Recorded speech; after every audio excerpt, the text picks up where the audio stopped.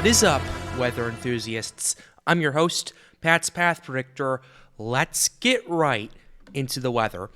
Our first story is on the massive amount of flooding that is occurring in California right now as the homes and interstates are being washed away due to excessive rainfall. The city of San Francisco has reported almost 5.5 inches of rain at the time of recording this video, the most in over 170 years according to the National Weather Service. Power outages are piling up as we are speaking, with over 70,000 people out of power due to this flooding.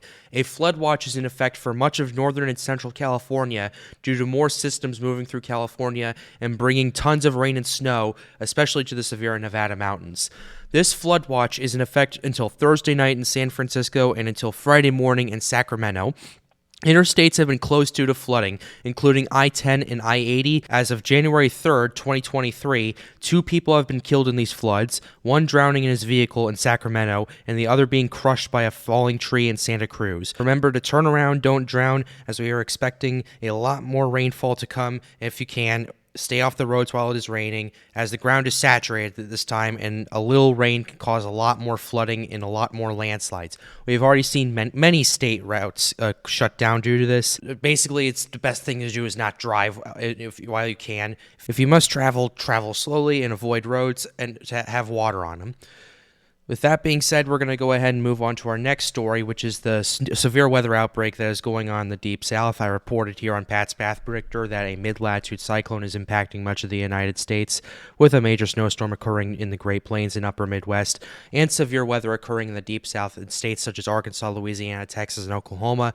Today is day 2 of that severe weather outbreak, and with an enhanced risk in parts of Louisiana, Mississippi, and Alabama, with tornado watches in effect until 5 p.m. Central Standard Time. With this enhanced risk, there is a 10% hatched risk of EF2 to EF5 tornadoes possible within 25 miles of a point. As of today, we have had only 3 tornado reports and 23 wind reports according to the Storm Prediction Center, with more expected to come in today. And as of me recording this, there are no deaths that have been reported, but there have been severe damage in Arkansas that has been reported. We're not sure what it was, if it was straight line winds or a possible tornado. We'll have to wait for the NWS to assess that. But once you hear that tornado siren go off, either get into your basement or the lowest, most interior room of your house. The more walls between you and the outside world, the better. And with that being said, the last story for today is that snowstorm that is still impacting the Great Plains and Upper Midwest, with ice being a significant problem for much of South Dakota and Minnesota. Ice storm warnings are still in effect for parts of these states, and we are looking at potential values of half an inch of ice. I've said this before, and I will say it again. If you are driving at 65 miles per hour and you hit ice and then you try to brake, you are still going to go at 65 miles per hour. Ice literally has no friction. However, north of there, we're still looking at an additional 6 inches of snow or more on top of what has already fallen. That is why everyone needs to really take this seriously, especially in the Minneapolis area, as the snow and ice could cause significant travel issues. I will continue to monitor the situation here on the channel, and if more information comes out, I will update you guys. But with that being said, we're going to go ahead and wrap up this video. I hope you enjoyed it. Be sure to leave a like and subscribe to the channel. Let's go for 2 likes, ladies and gentlemen.